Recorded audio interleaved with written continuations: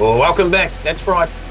It's time for another edition of the Advantage Line, your one-stop shop for all things NRL and rugby league. And once again, I'm joined by Carl Tiley in studio for the grand final. I'm so excited for this week. Are you? I am. I can't wait. The battle of, the Battle of the West. Crikey, I guess all the Holdens and the Fords will be out and around Sydney this weekend. And they're out every weekend, aren't they? Well, they could well be. But in fact, why don't we ask someone? Why don't we head to Papa Moore? It's probably got a couple in the garage. And ask, big time Eels supporter. Yeah. I got the hall pass, mate, so I'm allowed out for one time only. That's why I went and got the Eels. So, yes, it is Battle of the West, Paul. It's good to see you back. I've heard around the tab that you think it's Christmas and New Year's already. You've been out and about and been on holiday. So it's good to see you here and turned up for grand final week. All right. Let's head to a wee bit more sensibility. You rattled them early, Blake. I like further north, up to our good friend Surly, or as he's known on social media. Yeah, cheers, Paulie. Good to be here, mate. Proud occupant of West Auckland. I've always said West is best, so looking forward to this week's grand final and, up the mighty riff. Well, before we look at the grand final, why don't we have a little review of what happened last weekend? And the first game of the preliminary finals was up north. Before we jump to that, should we... Paul and I caught up with Monty Betham earlier today. We did. Had a quick yarn. Well, it was supposed to be a quick yarn, turned to be quite a long yarn about the grand final. Got his thoughts. So stick around later in the pod. We'll stitch it in somewhere into the pod, maybe around the grand final selections. Monty is certainly worth listening to. He is. And all going well, in about 10 minutes' time, hopefully you're still listening, we will have an NRL great joining us. Clive Churchill medal winner.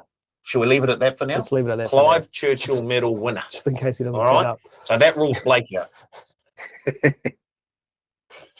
In fact, it rules all four of us out. Yeah. Papa Bulldogs grand final winner medal. Yeah. That's what Blake's got. Yeah, right. Sorry, as you were. No, well, I'm just thinking Monty was a great chat. And we didn't just talk about the grand final and talk about what happened in the preliminary final. We mentioned the Warriors as well. Yep. He had a lot of good things to say. His grand final experience and all of that. So listen up. Yep. So back to last week's games. North Queensland. Well, up north of the border, where the Cowboys hosted the Eels with that great finals record that the Cowboys have up north. Somebody forgot to tell the Eels though. Surly, how did the Eels do it? First of all, I guess you've got to look at their defense. They were, especially in their own 20, they were very, very tough to break down. I guess the sin bin to Taumalolo in the first half sort of counted against the Cowboys when they seemed to be getting a wee bit of ascendancy and possession and field position as well in that first half. It just got knocked back a bit with the sin bin. But why, in your, summation, why did the Eels win? Yeah, it was an interesting game for me because I thought for at least 60-odd minutes the Cowboys were the better side, and a quick look at the stats suggests that the Eels shouldn't have even been in with a chance. I think the Cowboys had the better of the possession, completion rate, run meters, tackle breaks, missed tackles, errors. Para were all over the shop. So pretty much every stat suggested that the Cowboys should have got the win, but Para kind of pulled it off in the way that only they could. I thought their pack really stood up. Sean Lane, the one-cap warrior, obviously he took all our knowledge and has gone on to leaps and bounds. Might have played his way into the Aussie World Cup squad as well. Regan Campbell-Gillard, he's got to be one of the hardest ball runners in the comp. Doubled his season total for meat pies in the one game. So if you had him in your same game multi, you'd be laughing all the way to the bank. And then I think Mitch Moses, first of all, hats off to the partner who said to go play. Hats off to Mitch Moses for being the only bloke dumb enough to take that as gospel from the partner, go and play, and then pull it off. So a courageous decision, and thank God they won, because I think he would have been in the dog box until next year. She would have been a long off season, but yeah, well done to Para. Like I guess as Sealy just mentioned, the Eels scored a number of tries up the middle, right up the middle.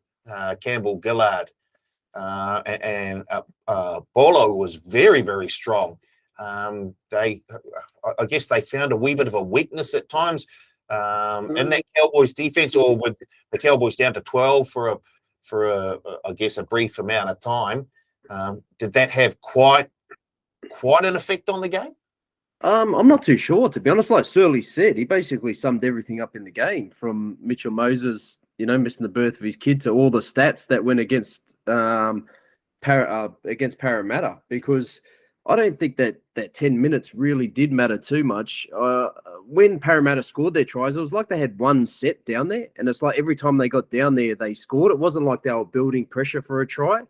And I think it's interesting, and looking forward to this week, why they've chosen Nathan Brown over Bryce Cartwright, which is why I'm a bit confused, because last week, the interchange of passing between the forwards, like Madison to Regan Campbell-Gillard, Reid Marnie out and you hit Paulo, like all the interchange passing between the forwards seemed to be the Cowboys' kryptonite, I think. Carl, you were one of the guys last week who backed the Cowboys. They almost got there. I watched the highlights again last night, and when they're up 20-12, typically you would say most of the time that's when you can put a sword on it for the Eels fans. They would have dropped their lip. In the past, the team would have dropped their lip and they would have chucked it in and not. It was a hell of a comeback for the Eels. 8 points down to come over the top and win that one. I was impressed. And I thought for a second the Kyle Felt try in the corner. Thought, here we go, 2015 all over again. Yeah. Not to be. It was, like Blake said, it was pretty impressive stuff, the way that the Eels sort of marched down and converted every time rather than piling the pressure on. So I dare say they can't do that this week. They're going to have to apply some pressure because the Panthers aren't going to let them through in one-offs. So, interesting game, interesting result. Obviously, I didn't really mind who won. Obviously had a little bit of money on the Cowboys, so that hurt, and makes Blake a winner again, so that hurts even more. But hey. Surely, if you're a Cowboys fan, surely you can't be disappointed with the season. Surely they overachieved from where they were last season.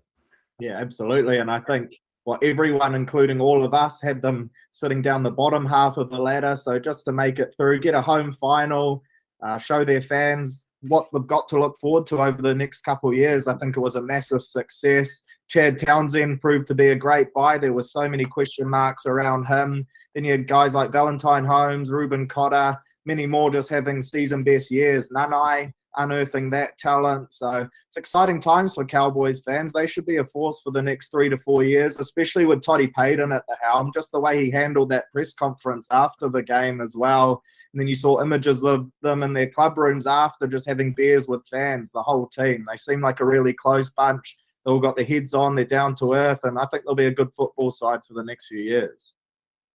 Question. Yes. Is Ruben Cotter redefining what a front rower is?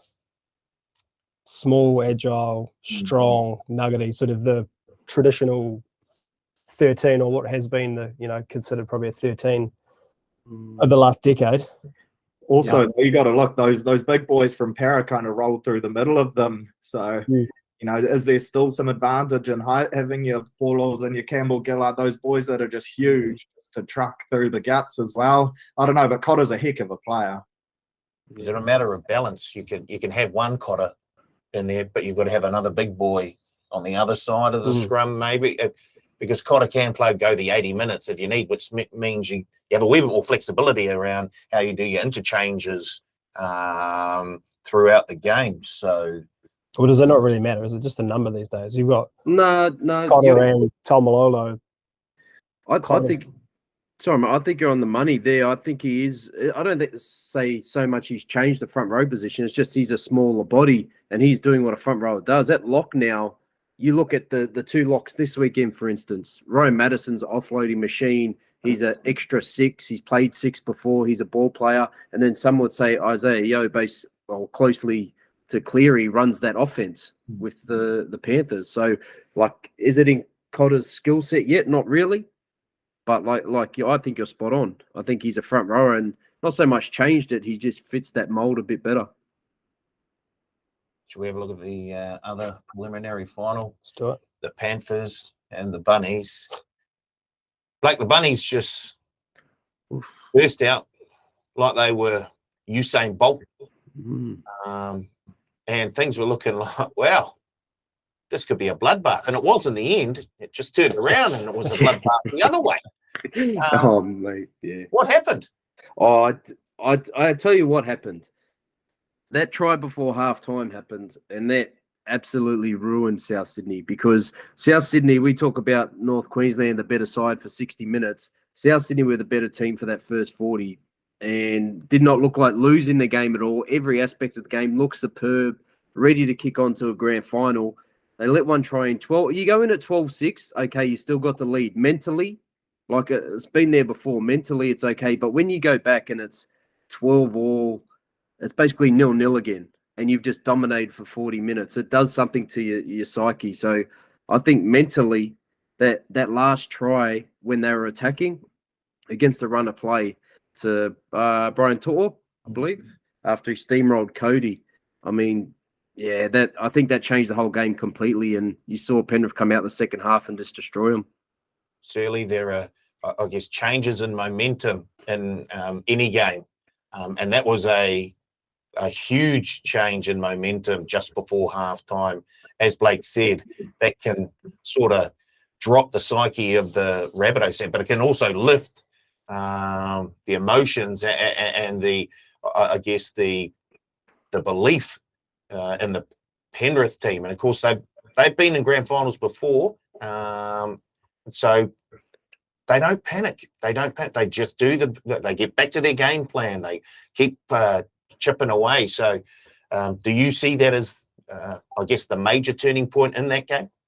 Yeah, I actually had 3. The To'o one was one of them. Then I had the injection of Api Coruscant off the bench. Like, I think they scored all their points, 32 unanswered points when he came on, which is crazy. Just his distribution, his ability to ball play, and the work Mitch Kenny does at the start, just tough defending. He takes so much of the workload off Api, so he comes on against tired defenders. Another one I thought was the Moses Leota shot. Like, I think that really rattled Latrell Mitchell. It came out that he had some rib cartilage stuff he was getting injections for, things like that. Did it just frighten him and it didn't allow him to get back into the game? Was there an injury there? I'm not too sure, but yeah, I think that one just rattled him, and from then on out, his involvement in the game was fairly minimal. He didn't want to run the ball, which was a huge blow to the Rabbitohs offense. So I think those were kind of the 3 key moments for me, and then once the Penrith are on the front foot, Cleary just puts his foot on the throat and he can finish a game like no one else. Cal, you watched that game as well. Did it look like Latrell was playing with an injury?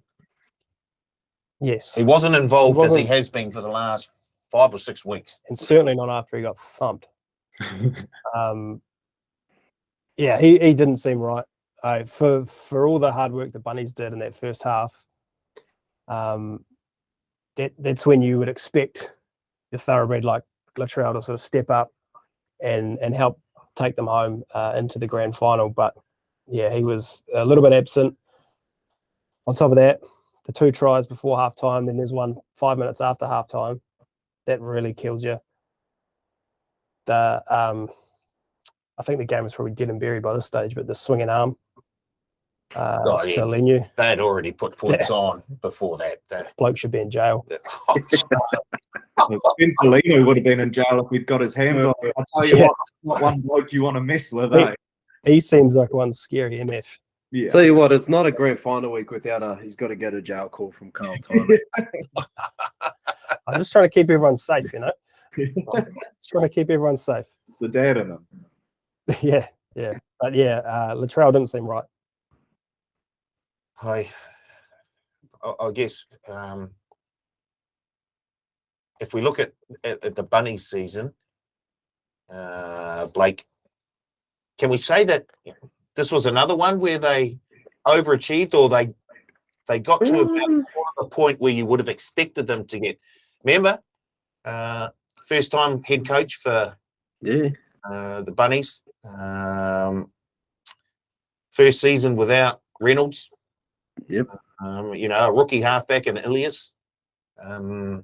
Sure, they had a few pieces there, but if you were a Bunnies fan, would you be happy with not how it ended, but what they achieved? Yeah, 100%. And I think it points towards the future. As you look at most of those players are going to be there again, I believe, next year, apart from maybe like a Mark Nichols and someone like that. But they've got some great young forwards coming up. But like, even, what was it, maybe 8 weeks to go, we were like, I was anyway. Like, I think South might miss out here because they're not showing much. And then inserts Latrell Mitchell off his USA trip. Remember, he missed 6 to 8 weeks of the competition.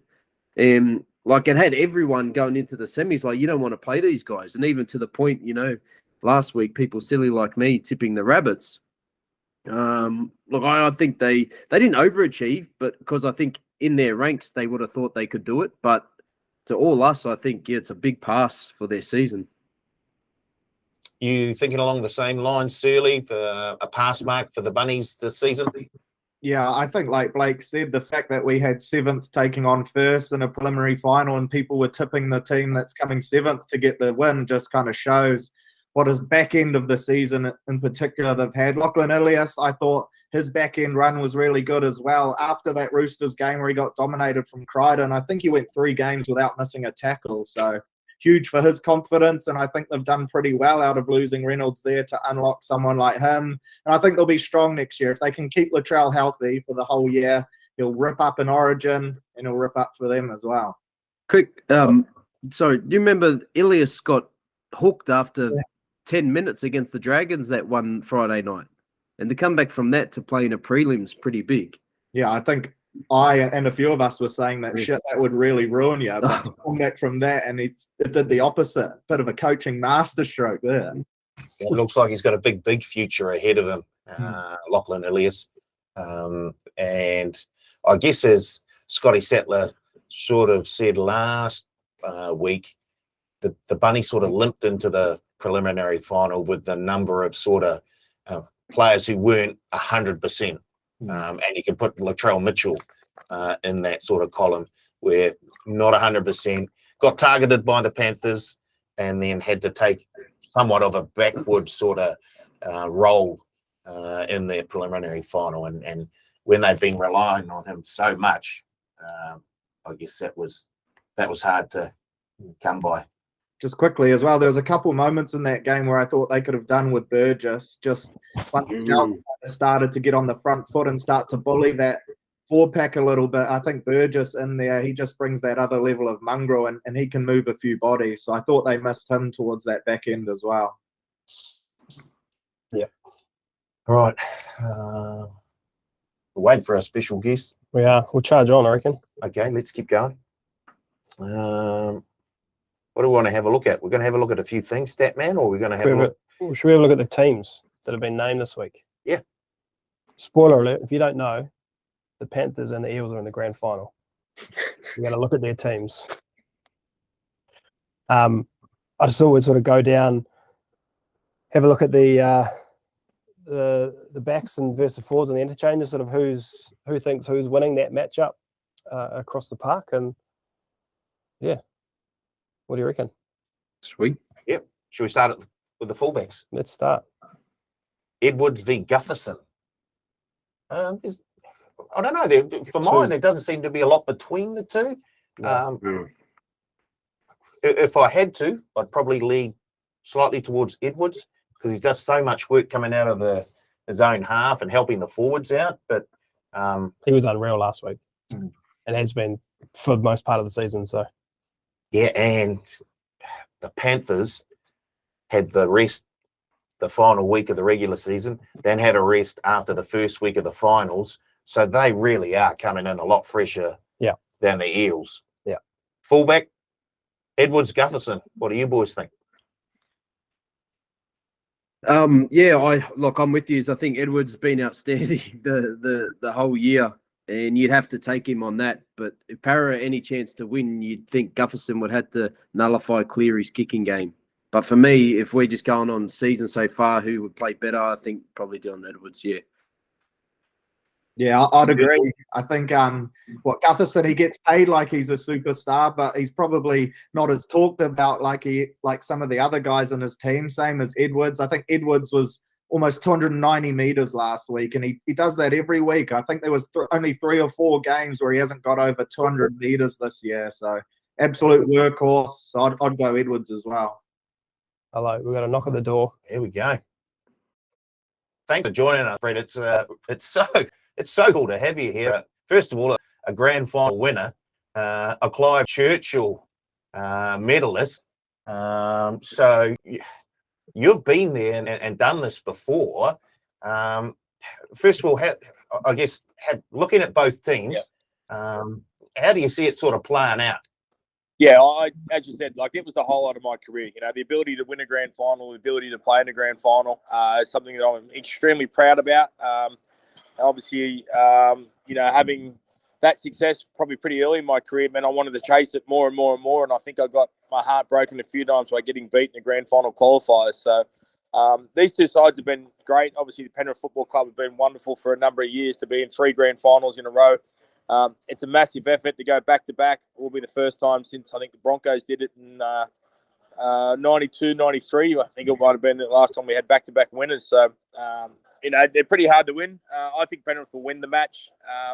I just believe their systems or their ability to just stay in the game and believe in what their strengths are. Their strengths are certainly their defensive game. Their strengths are their back 5 run meters. And obviously Nathan Cleary's horrible floating bombs can make any winger feel very, very scared. So, I think last week when they were 12-0 down, there was no fear, there was no scared, there was no changing in the style. They just rolled through that process, and then they end up winning 36 points to 0 in a grand final qualifier, which is pretty amazing. So I think Penrith win the game. I'm probably more – if there is a side out of the last few weeks that probably can beat Penrith, I think it would be Parramatta on their form, on their red-hot form. Probably 2 weeks ago at when they blew, I think, the Raiders off the park it was at Parramatta Stadium. I thought they were unbelievable. The Parramatta Eels can be very, very good, and also the Parramatta Eels can be really, really poor. The inconsistency they have is a huge gap between it, where I think Penrith just play the very same style week in, week out. And they've been to the big dance, as we say. They've been, to the last 2 years, so they'll handle this week. They'll know what it's all about. I don't think Penrith beat themselves, so I think Parramatta will have to go out there and certainly take the game off Penrith. You mentioned Cleary's swirling bombs. Do you think that they'll target Mr. Blake out on the wing there after the sort of issues he's had during the season with the high ball? Have to. I think they have to, yeah. I think, once there's a weakness, you'll go to it continuously. I don't think Nathan challenges too much about who the person is he's going to float the ball to.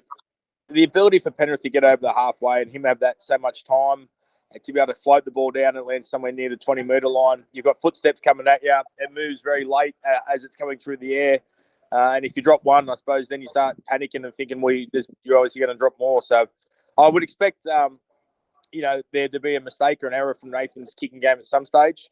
Mitchell Moses doesn't do the floating bomb, or rarely does the floating bomb. He's obviously more of a drop punt guy that kicks the ball to the corner, and Parramatta go through there, build pressure and try and suffocate a side. So I think, kicking game is going to be very important. I think Penrith last year, it was sort of like they just suffocated South Sydney onto their try line. Great kicking game from Nathan that lands a metre off the try line. They make tackles. They just wear you out. And I thought the mistake that South made at the end of the game with the long pass was just the due pressure and the scoreboard pressure that Penrith put on you. Oh, you said that, what was it? This is the first time, if Penrith do go on and win the grand final, that would have had back-to-back winners since the Broncos back in the late 90s? Chooks, 18, 19? Oh, Chook's 18, That 19, didn't, wasn't it? yeah, okay, yeah. Yeah. But before that, it was Broncos. And Broncos the Knights, before that. How much does previous grand final experience count when you get to the big dance? Oh, I think it's a really, really important. I think, players getting to the grand final, it's a different day. You can't watch the match when you get to the venue because there's obviously entertainment on. You don't want to sit in the grandstand, and there's no seats even for you because they even sell those seats you would normally be able to sit on the club football match. Really, really long day. The week leading into it, there's distractions with fan days and more sponsor, or not sponsor, sorry, more media commitments from the club because there's only two sides left into it. So Penrith have had a number of players that have played for New South Wales over the last few years. They've obviously been in 3 grand finals. The other guys that aren't in those teams have been playing in New Zealand test teams as well. So they're very experienced, Penrith, and they've all grown up together and they love being around each other. There was probably some criticism of them a few years ago or even last year, even about a bit of arrogance and the way they celebrated and a bit of it was wrong. But I think that was just because they're having plenty of fun on the football field and their best mates coming up together. So for Parramatta, they wouldn't have had too many players that have been consistently in rep sides. Obviously, a couple of their key players have been in rep football on and off over the last sort of couple of years. But it's a lot of pressure on Parramatta, who are in the longest premiership drought in the competition. Obviously, they played in 2009, and before that was a long time before they'd been back into a grand final. So, and I think, I spoke to Reid Marnie when I was calling the game for SEN 2 weeks ago and spoke about how they get to play another week. And he sort of summed it up that he knows he's leaving and how good and what Parramatta have done for his career in his club. So when a player in that key position, I don't know how he was going to handle the pressure because there could be two ways where he wants to overplay his hand to go out a winner and thank Parramatta, or he just has a bad day because of knowing it's his last game for Parramatta. So both these sides they probably don't go out of premiership window, Penrith, but Parramatta effectively probably go out of the premiership window with a couple of their players leaving after this weekend. They've been 3 or 4 years building this roster and they lose a couple of key players. So it's probably one that Parramatta need to win because I don't know when they'll get back to this big occasion again. If you think back to your time in the grand final, Brett, of 20 plus years ago. Yeah. Sorry. No. What is one piece of advice you'd give these guys, particularly the power players who haven't been there for the last couple of years, sort of leading into the week and into the game? Yeah, I think we were lucky. We were in Sydney for sort of the last 4 days of, still grand final breckies happening when I played. As I said, a long time ago. But I think we were behind in all 3 semi-finals, and obviously the way the grand final went, we were down pretty poor in the first half. I think it was 14 points to 4 at half time. We were pretty much shattered and drained a little bit, and obviously the coach walks in, who Chris Anderson, who I had a lot of belief and faith in, he was just extremely calm. So it's about probably handling the occasion and not playing the game before you get to the game. You've got to try and make it feel like it's just a normal game and go out and play what you do really well. As I said 2 weeks ago when I thought Parramatta blew the Canberra Raiders off the park, I thought the key for that was that they played football. Dylan Brown, Mitchell Moses, and Clint Gutherson were just all over the park and linking passes together. So, I think to beat Penrith, you've got to play football. To beat Penrith, you've got to get a bit of second phase football and a bit of offload. And I suppose that's what Lane and Papa Lee's doing at the moment. And Junior Paulo, they've run some good plays. They've got ball playing forwards all over the park with some great athleticism. So I don't think you can beat Penrith in the mentality of let's just go set for set and wait for them to make a mistake or wait for that opportunity, because they rarely concede many points and they rarely give you too many good opportunities in field position because of their high completion rate. Hey, Brett, can you change much grand final week? Because I noticed last week Penrith sort of exploited Latrell in the line with their grubber kicks, and noticed Gutherson plays in the line a lot. That's one of the reasons one of the Cowboys tries got through Gutherson, that gap. Can you change much defensively or even offensively in that week? I know with all the commitments and things going on, is there much time to do that? Not really. Every team has their defensive systems that they'll stay in the whole year. Probably attack, you can tinker a little bit in set plays or who you want to target. When you talk about the top 2 sides in the competition, they'll have to find little chinks in the armour and work out where the deficiencies are, because they're in the grand final because they're the best 2 sides in the competition. So it's hard to find huge deficiencies. I think Parramatta the last few weeks has changed how they were defending. They were very poor, I thought, for a number of the middle of the competition, where they'd get, even from the halfway, they'd be really aggressive on the edges, and that people would play some block shapes and run around them and get the ball at the edge. Where the last few weeks, it seems like Parramatta are working a lot harder at staying tight and pushing towards the sideline and sliding a little bit. So that's probably an adjustment that Parramatta maybe have made, and it's been certainly beneficial for their defence because they haven't leaked as many points and they've been a lot more structured. I think the edge to attack for Penrith will be Wonga Blake's edge. I think he can be poor defensively and make some poor choices, especially on that wing position there. Where for Penrith, it's an unknown one. Penrith, obviously, they've been the best defensive team for a number of years. They have minimal deficiencies. You've probably got to rely on getting some second phase football and some unstructured defensive movements. And I think if you can play through Penrith and you can sort of knock the front door down a little bit, that's probably where you can get vulnerable, because I think they want you to throw the ball to the sideline. They want you to feel like you're getting pressured from that line speed and having to go around them when there's no momentum. So I think if Parramatta can play through Penrith and get behind the ruck a little bit, I think that's probably the deficiency Penrith can be exposed with.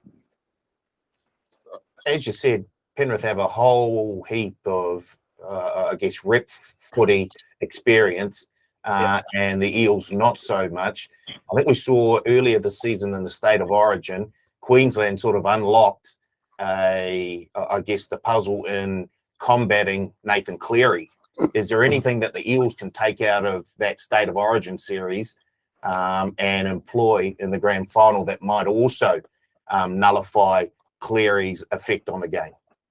Yeah, well, you got to make him kick early. You can't give him all the time that he wants to have to be able to kick the ball, because he will land it exactly on the percentage or the meter that he needs to land it on.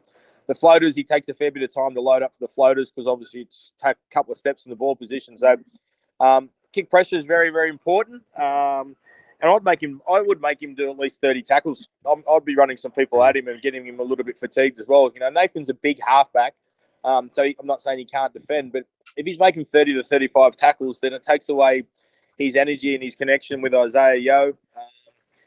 Probably I'd make Isaiah Yeo do a lot of tackling as well, because, again, the connection between Yeo and Cleary is Penrith's greatest strength. So if you can make them fatigued, pull them out of position. Isaiah Yeo plays 80 minutes and he plays lock, so he's doing a lot of the work in the middle there. So, and I think what we'll find, and it probably happens a lot more in Origin than it does in club football, I'd like to think the ref will put the whistle away and allow the best team to win the game. If that's the case, then there could be a chance that you probably push the ledger a little bit, that you're happy to be offside to put pressure on Nathan, knowing that the ref doesn't want to be the person that makes a start-stop grand final day. I think that's the game that we want to have, and I think we've heard the refs say that for a number of weeks now, that we just want the game to flow. Right? So I'd be inclined to think like Origin is, they'll let a few things go and probably not want to penalise too many times. What price the bunker makes a controversial call?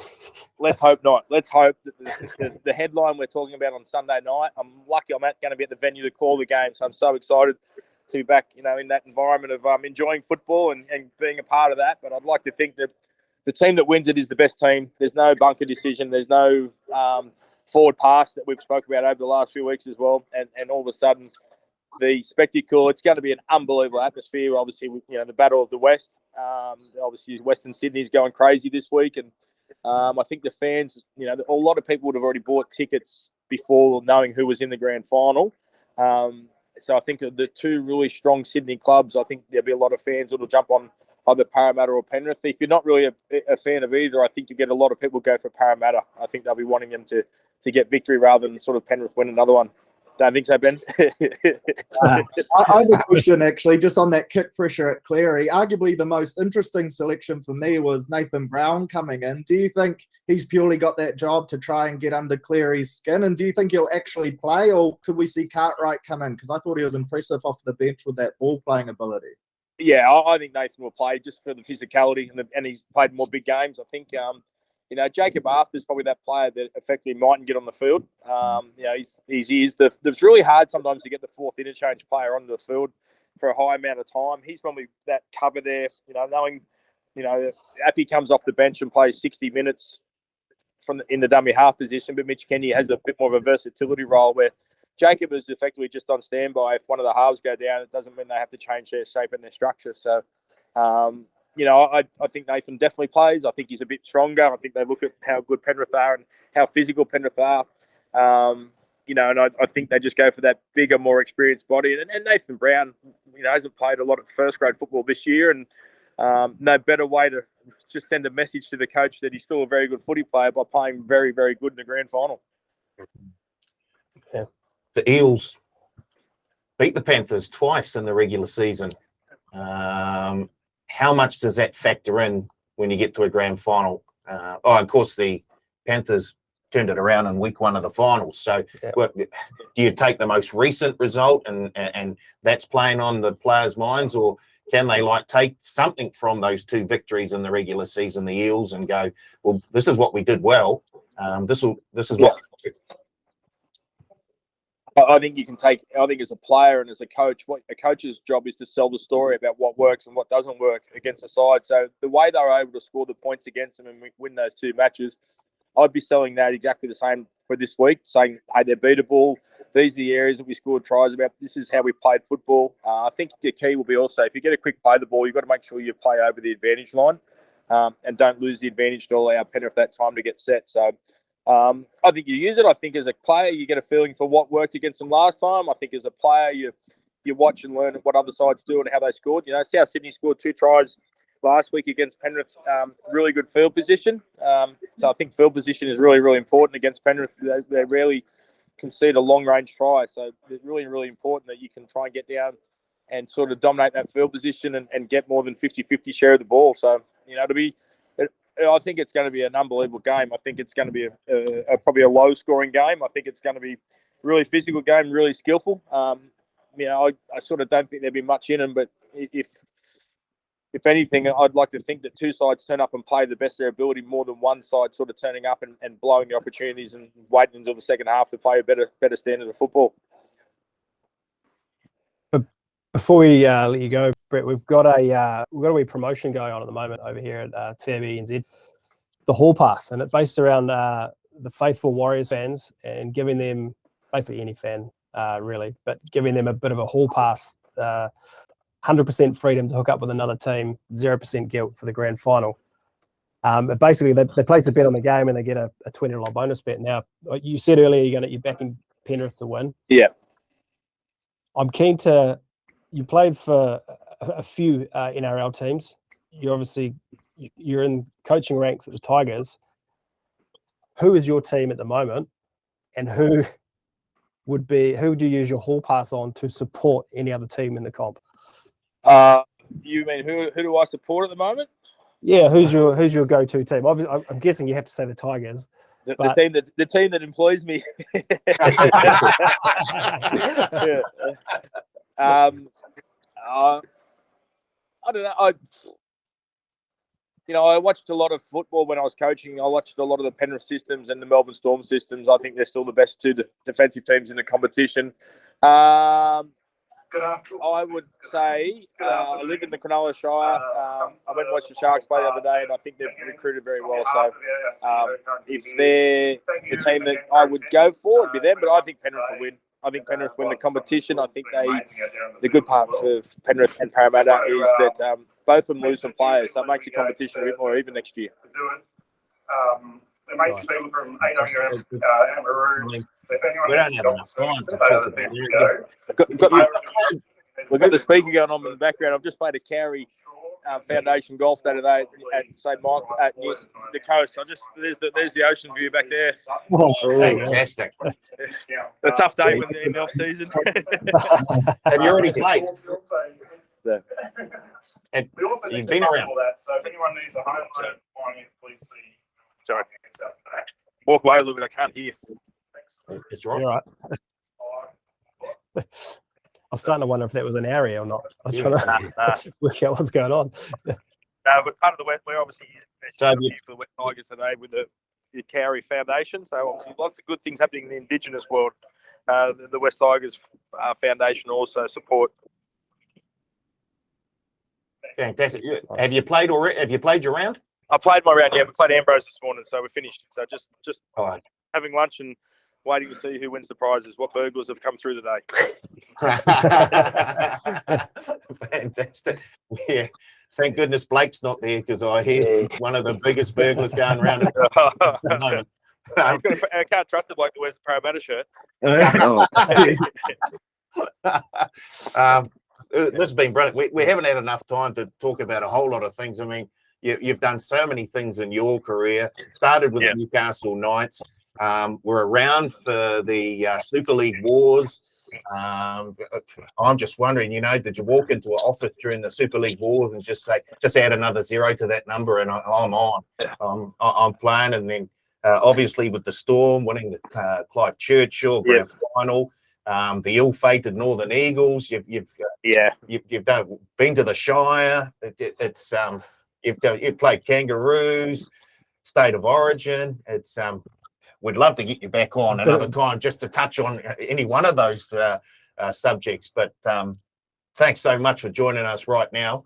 All the best with the call on the weekend, and all the best with the coaching career as well. Okay, appreciate that, guys. Anytime, happy to come back on board. As you said, there's a lot of good things happening NRL this weekend. But final tip will be Penrith will win, and I think I think Nathan Cleary will be the Clive Churchill medalist. If you guys want to give him some little odds, it won't probably be very very good paying, but I think he's the favourite to win it. I think he's around $3.50 to win the Clive Churchill, and hot favourite. I guess he'll go back to back because he won it last season. Yep. Yeah, that's right. I don't know. I don't think anyone would have done that. I wouldn't imagine in the history of the game. So I don't think so. No. Be good effort. No, I didn't. I only went back to about the layer or Bradley Clyde's won it twice, I believe, but not back to back. Yeah, not back to back. The longest drive, whole third main. They calling out your name after they said longest drive? no, I don't think so. So might have got nearest the pin, I believe. So Oh, go and pick up, go and burgle the prize. Brilliant. Thank Thanks, you, Brett. guys. thanks, Brett. Cheers, mate. Bye. Shit, he's done a lot in his career. He's done a hell of a lot. 300 games, 400 clubs. How good? That's a bit like your golf game. Well, 300 games, 400 clubs. you beat me too. I was going to say more clubs than Blake. Unheard of. So, Well, all mine are broken, so I play minimal these days. What, the golf clubs or the Footy clubs. clubs. Footy clubs. The golf clubs. Well, my actual clubs are broken too. So I was going to say, you saved that till the Tigers coach left. Interesting. Interesting, Blake, that you didn't ask him where Isaiah Papali'i was playing next year. because I know the answer. So Or if Nice. if your CV got out of his junk mail inbox. Sure. What? and you see how we pretended not to know each other. Like, it's that little trick we play. It's all It right. was cute. I I like tell you what, Brett did it really well. It looked realistic. Oh, Oh. What do we do now? Crikey, we would. Wait, number 2. we're talking about the teams, but Oh, given we've gone on so long, we talked to Brett, we've got Monty to stitch in. should How we about I list? I'll go through the numbers 1, 2, 3. Yep. Name the teams, and you just give me a which side of the coin you're on. Yep. So fullback, Edwards, Gutherson. Paul. Edwards. Edwards. Yeah, me too. Sevo or Staines? Sevo. Sivo. Sevo. You hit out of the gutter, Blake. Tago or Penasini? Tago. Tago. Penasini. Tago.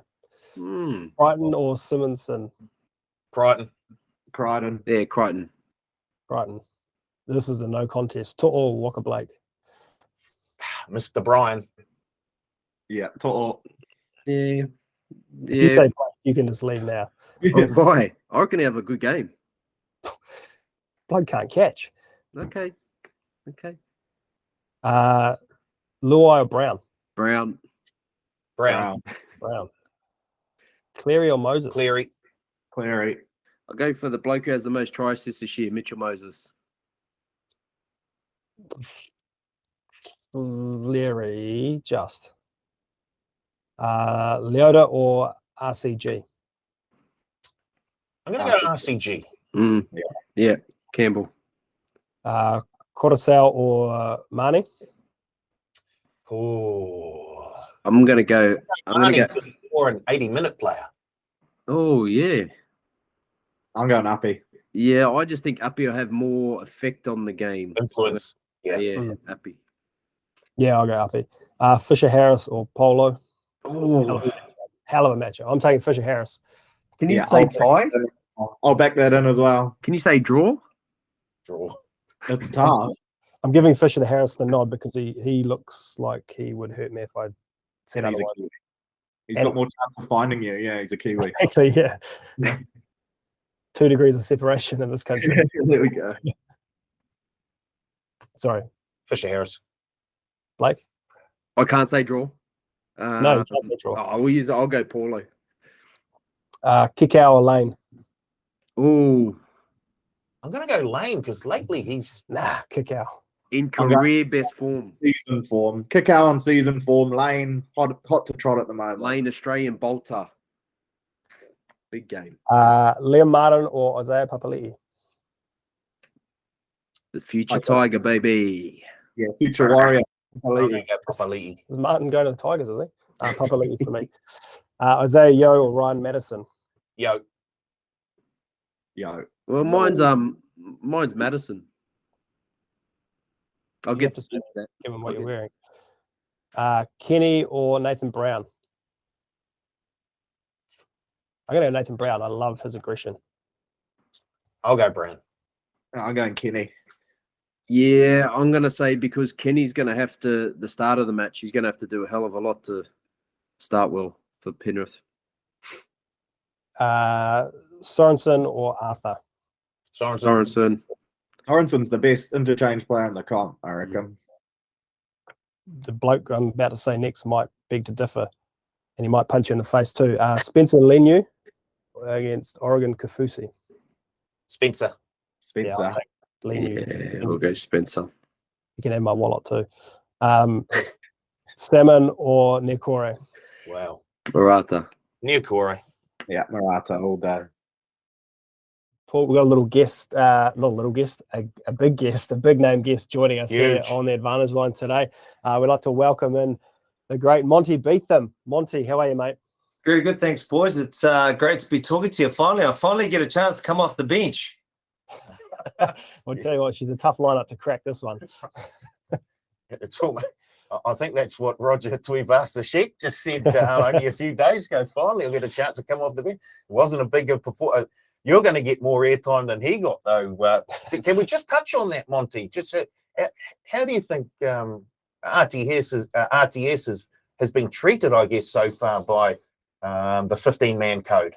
Oh, I tell you what, in terms of all the 30 minutes, like when he came onto the field eventually with 10 minutes to go, which was a travesty in my opinion and in a lot of people's opinions. You heard the roar from the crowd. They loved. So that just showed you so many people back the man, the talent that he is, and they want to see him cross over because he's done everything right on his side in terms of he's been the ultimate student, the ultimate professional, and he's been willing to learn, come back early from. Obviously, the Warriors, didn't even finish off the season to get back and try and play NPC. It didn't quite work out that way. But he loves the code. He wants to crack it the right way. But the fact that, that game was won and they had plenty of time to get him out there and see what he's made of because Geordie was doing a fantastic job. Tick that box. He's very good second 5'8". But let's just see what Roger Tuivasa-Sheck has. Let's just see what everyone else has been wanting to see is like, can he cut it with the best in the world? And I believe he can. Well, hopefully he gets the opportunity later on in the season. I know I'm probably going to have to say 3 or 4 Hail Marys for mentioning the 15-man code, but it was because of one of rugby league's greats, Roger Tuivasa-Sheck. So let's get back to the subject at hand. Or before we do, maybe the Warriors put a big juicy contract in front of Geordie Barrett, You've got the Warriors Geordie in there Barrett. again. and then Roger can just, maybe they both come back to the Warriors. Let's see. Start the rumor mill. Well, you've had Geordie Barrett talk about how he'd love to play the game. He's a physical brute of a man with such skill sets, great kicking game. It's nothing he can't do, and he's shown he can play in multiple positions in the back line. in the game of rugby. He'd be a force in rugby league, no doubt about it. He'd just be an intimidating, strong, defensive, ball-carrying genius. We've seen him with his Sunday build offloads. He'd be a wonderful acquisition from the Warriors or any team you want to play for. I know Caleb Clark's mentioned he wants to play, but that'll be for the Bunnies. He's a Bunnies fan, so some of these guys would just make the transition nicely. But it's hard when you see one of the greats like Tuivasa-Sheck go over to the other game and not get a fair crack at it. Yeah, I agree. Anyway, sorry, I railroaded you. That's all right. I'm not sure how much you're getting paid by the Warriors to be their recruitment manager, but Good man. I Tell you what, that would be a dream come true. Right. Speaking of Caleb Clark going to the Bunnies, should we start with we'll leave the Bunnies game for later. We'll look back at the two preliminary finals if we can, Monty, and the Friday night game last week. The Cowboys Eels, of course, hosted by North Queensland up there in the humidity, but it didn't phase the Eels. So I look back at the game. Did the Cowboys suffer from the Taumalolo sin bin? And did they sort of run out of a wee bit of gas at the end? Did they fail to score enough points in the first half when it looked like they had a wee bit of ascendancy? Parramatta's defense, I guess you've got to give them credit for that. 360 tackles, and especially their defense inside their own 20. What did you take out of that game? What did you see that gave Parramatta the win or took the win away from the North Queensland Cowboys? I think what Parramatta were able to do is something no one's been able to do, and that's win a playoff game up in Townsville. It's never been done before. And if you flip that to the other side of the Townsville, the Cowboys fans, it's the first time they've had a loss, and that stadium is a hard place to play at, the new one, and that crowd is vocal, and they just get behind what was a massive year for these Cowboys and Todd Payton. I think they did get hit with Tamalolo going off of that similar period because he was an absolute beast, and he was throwing himself about. He knew what it's like to win a premiership. He knows what it's like to play finals football, and he just really stepped up. Him going didn't really help. And if you think about the team that's been good throughout the year, we've heard about what they did preseason, how hard it's been. They're running up the hills very early on. It doesn't get any harder than finals football. It is a step up, and although it's a very talented team across the park who can play really well, they are still young in years. And although we saw a great try from Ruben Cotter across the board, they're still very, very inexperienced. And it's that effort on effort that makes a huge difference in these big games and building up into the grand final. If you can get there, preliminary finals is the next best thing. You mentioned it's very tough to win a finals game up there in North Queensland, and the record that they have in finals footy at home.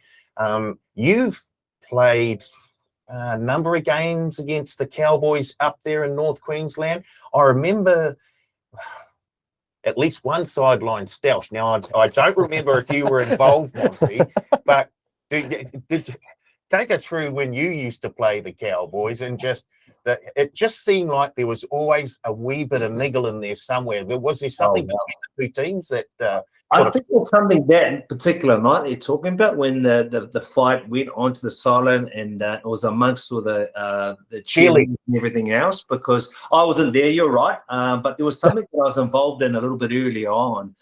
With John Buttigieg, and John Buttigieg, which was the week before they played Penrith Panthers, and there's a guy called Knuckles, and it was Craig Barnhill and Craig Greenhill, and he is the guy that's known for throwing punches. And what happened was John Buttigieg knocked him out previously, and they kept playing that over and over again on the big screen before the game started, and we're watching that, we're going, oh wow.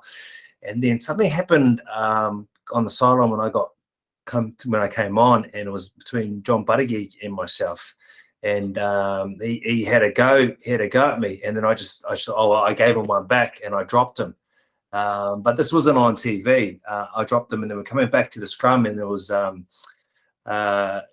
Harrigan, and he was our referee, and we went over to the scrum, and John Buttigieg was trying to come and jump in on our side and jump in the scrum on our side, and he goes, oh, you're right, mate, you're on the wrong side. And I used a few different expletives. I said, no, he's blah, blah, blah, blah. He's dazed. he's on the right side, and I used a few other sort of words. So he went on to the other side of the field. So that's when I went on to call him Butter Chicken through the remainder of the game. So that's John Buttergeek. But that was okay back then because that's what it was like. And I tell you what, when you think about that crowd up there, they were the kids that you go out there, you come out on the field, they put the hand out, you go to give them the high five, and they'll move your hand back.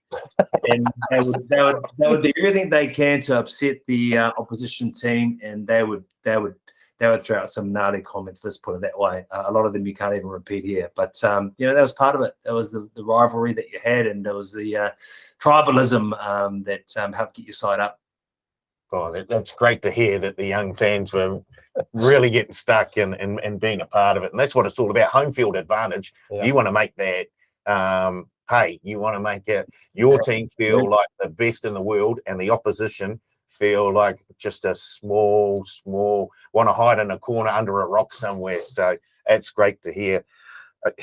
Getting back to that Cowboys-Eels game, if you look at the two teams, can you pick out a player, and I don't mean like the best player on the park for either team, a player who sort of rose above their normal sort of output to give like a 10% or a 20% extra sort of a thing? If I look at the Eels and I look at someone like Paul Simonson, who got thrown in sort of at the last minute, and I thought he had a really, really solid game in the centres and took a wee bit of pressure off Waka Blake. So I don't think he was the best player on the park for the Eels, but I thought he played above what his normal sort of output is for the Eels. Can you have a look at either team and go, well, I look at that player there and he doesn't get a lot of sort of accolades, but for that game, he rose up and gave a wee bit extra. I think RCG, he scored 2 tries, right? That's not the norm for a guy like that. But I think it's won or lost in the middle of the field, no doubt about it. But you've got your usual suspects that deliver week in, week out, your marquee players that you have to ensure that they play well, as also, and that's Clint Cutherson, obviously, and Mitchell Moses. Dylan Brown, when he gets a little bit more time with that ball in his hand, he's a wonderful talent. But RCG, those boys in the middle of the field, Bolo, those are the guys that really do the trick. I love the fact that this week comes the grand final. We've got Nathan Brown coming in, and if you think about the middle and what he brings in a final, bit of niggle, a bit of getting under the skin of the opposition, but a really good physicality. And I think that's going to really go a long way to determine the outcome of the grand final for sure. Let's have a look at the other preliminary final from last week.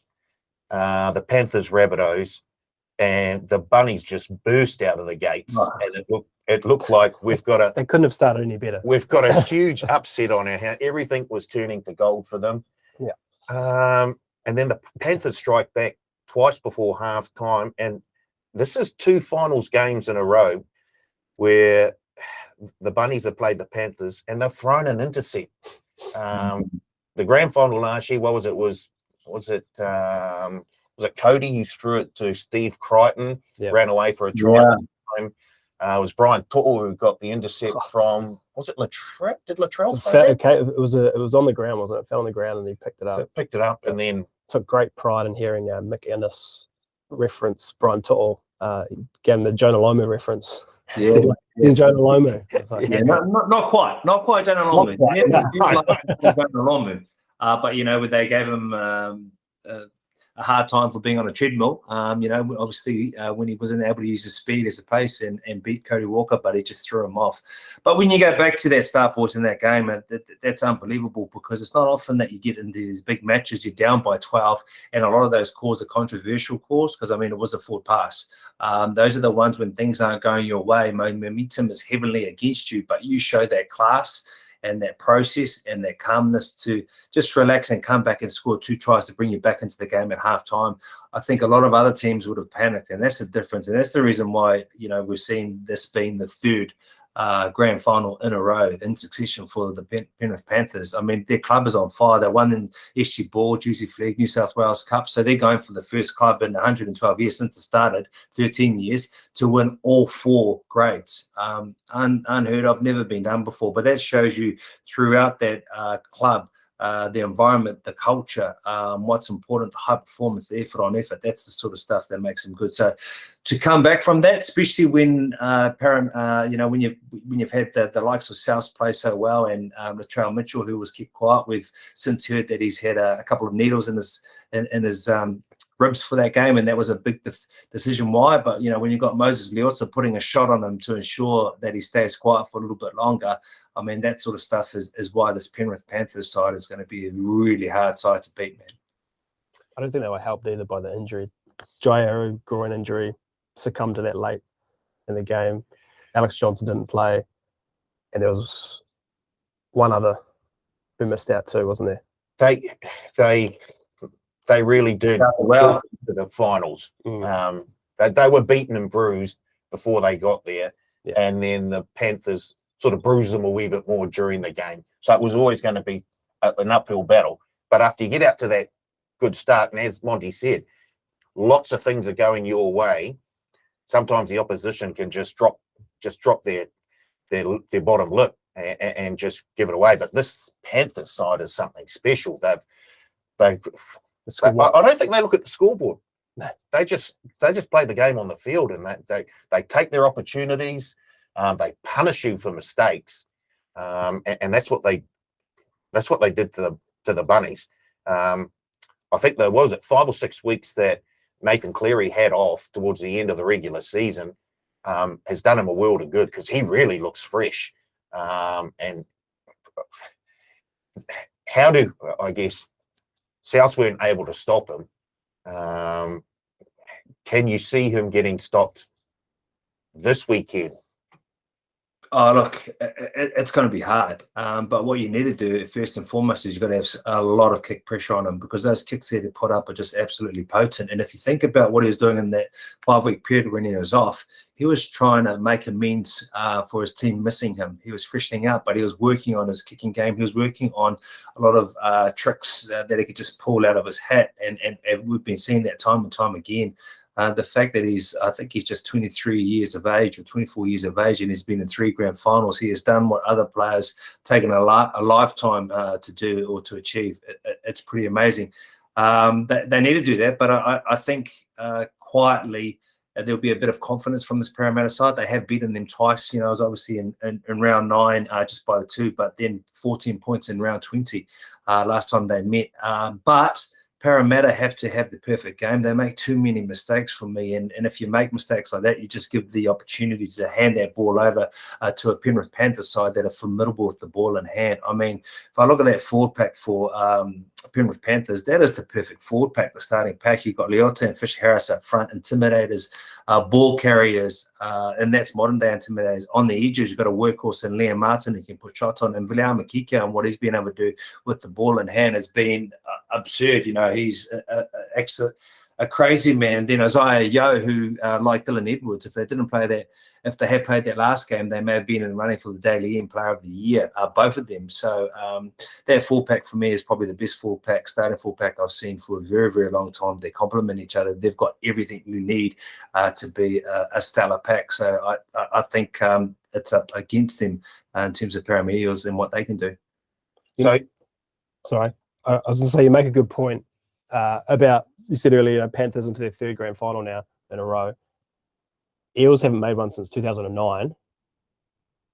What happened? I guess what happens in a grand final week, and how will how will it benefit Penrith? What will Penrith know already that the Eels players won't?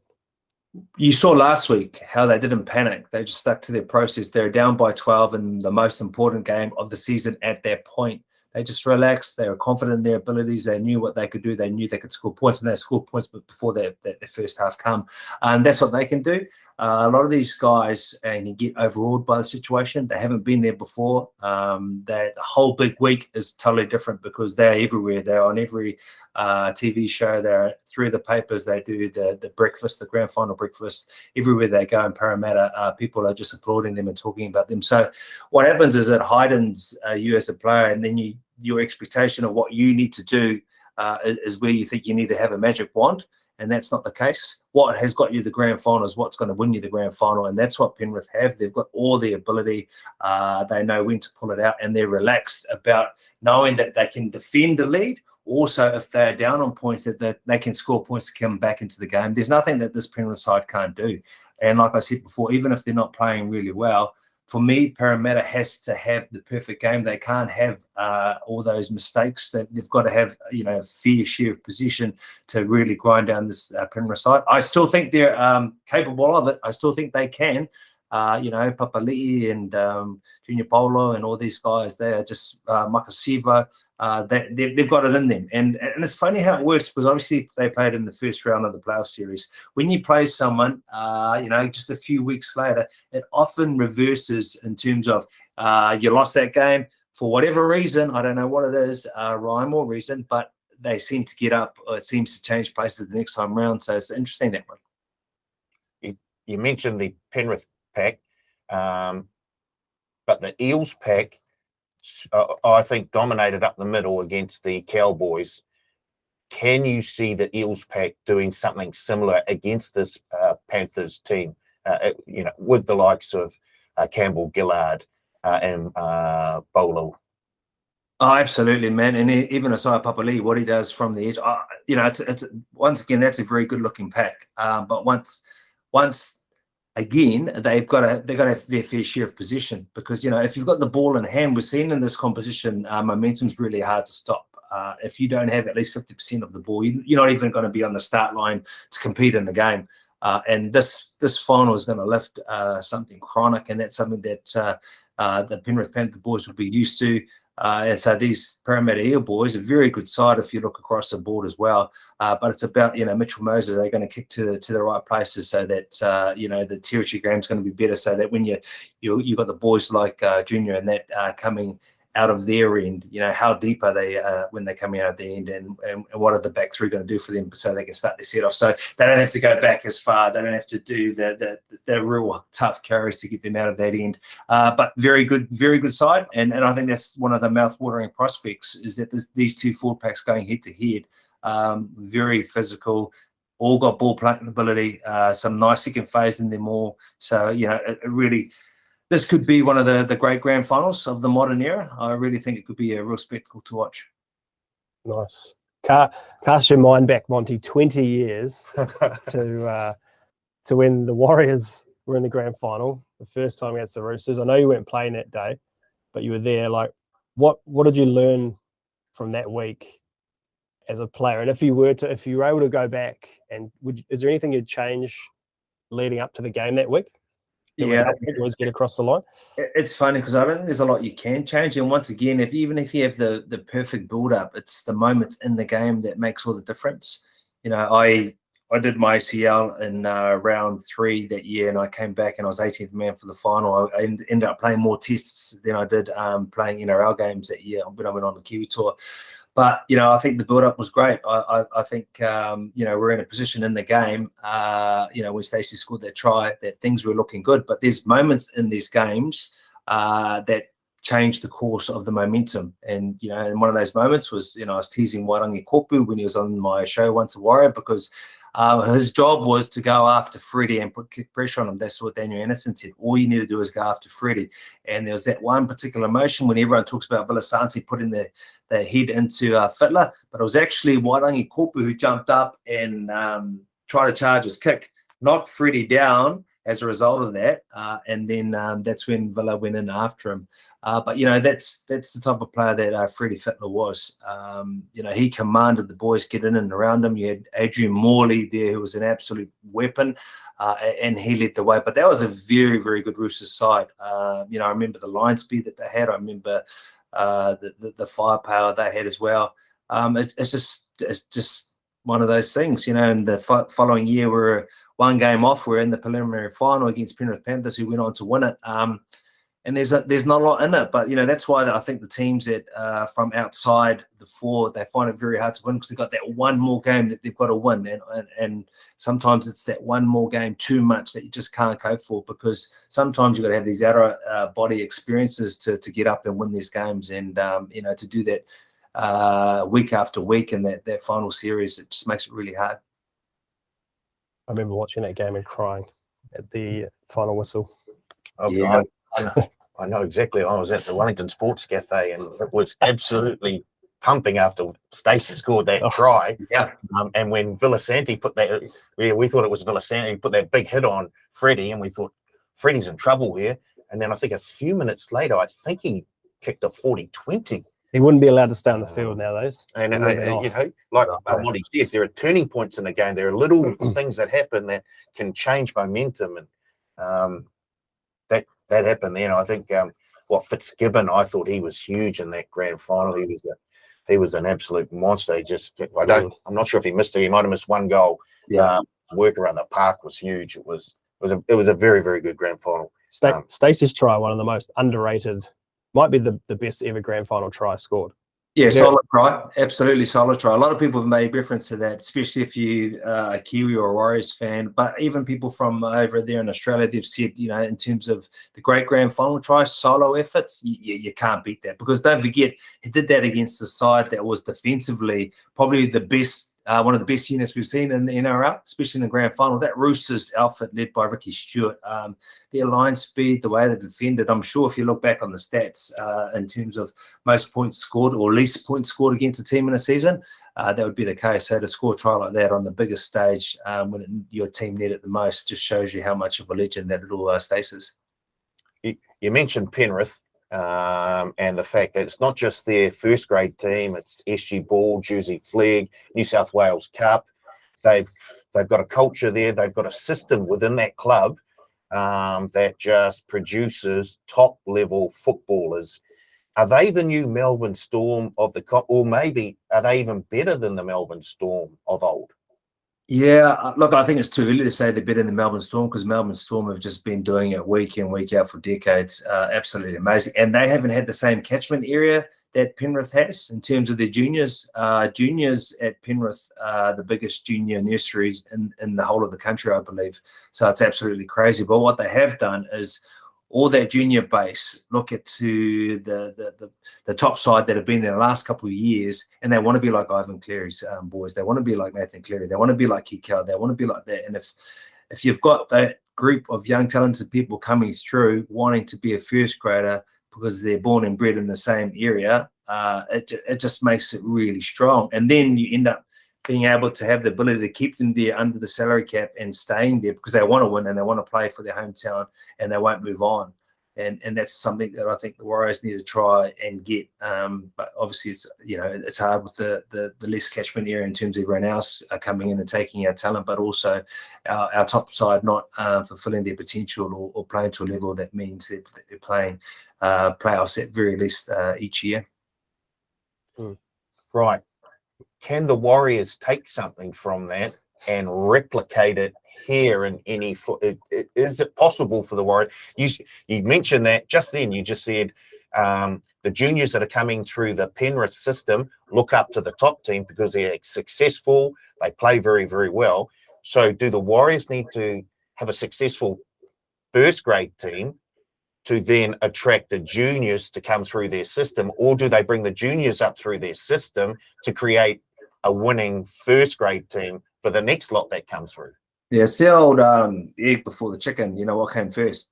You know, and that's the thing that you find here in this situation. The great thing about it is that we've got Adam Blair who's coaching an SG Bull side. We've got young development sides in place and pathways to have them have that experience to want to be a Warrior. But also, it's not always about winning. We saw on the weekend with Roger Tuivasa-Sheck and the young girl that he signed the boots for and gave out to. It's moments like that where you have the chance to interact with a fan that changes the way that fan thinks about that club, and they want to be involved in that club, or they want to be a player. She wants to be a Black Fern herself. Those are the moments that you can create, and you haven't been able to do that for the last 3 years because there's been no interaction between the fan base and the players themselves. And sometimes not always about just getting the result, because you can get the result in ugly ways. Sometimes it's about, just falling short, but really making someone fall in love with the efforts and the way you play and what you're about. And so that's everything that the Warriors need to look at, and they've got that in place now with the teams underneath them. And that's why Sean Johnson chose to be a Warrior and not an All Black, because someone like Stacey Jones, Clinton Torpey, these are the players that he still refers to that absolutely blew his mind back then when he was a young, aspirational kid, impressionable, and decided I want to go that way. Nice. Well, you want to talk about the grand final, don't you? A wee bit more, or I think we should start wrap things up. I think we're gonna, unless there's anything else grand final week wise that, if you could, what's one thing you could say to the players, Monty, from either team to sort of give them a leg up heading into the grand final? Well, you think grand final is about the big plays. We've mentioned moments, but that's not a big play. That's just something that you do week in, week out.